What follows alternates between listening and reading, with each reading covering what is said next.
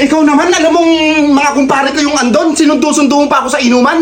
Nakakahiya yung ginawa mo ah. Ano ba nakakahiya naman doon? Eh, pinapauwi lang naman kita ya. Eh, ba't kaya nga alam mo namang minsan lang kami nagsama-sama.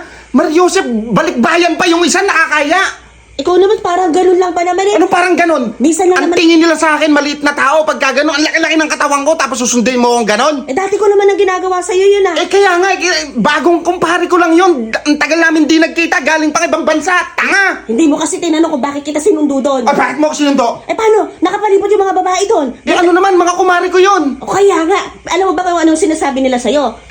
Alam mo ba? Ano? Sabi nila, ang pogi-pogi naman ni kumpare, eh kang ganyan. Poging-pogi sila sa'yo. Paano hindi naman ako magsiselos sa ganong style naman ang ginagawa nila? O, paano hindi ka susunduin doon? Hindi mo kasi naririnig yung sinasabi nila eh. Sabi, ang pogi-pogi, ang swerte-swerte naman talaga naman ni mama ko. Sabing ganun.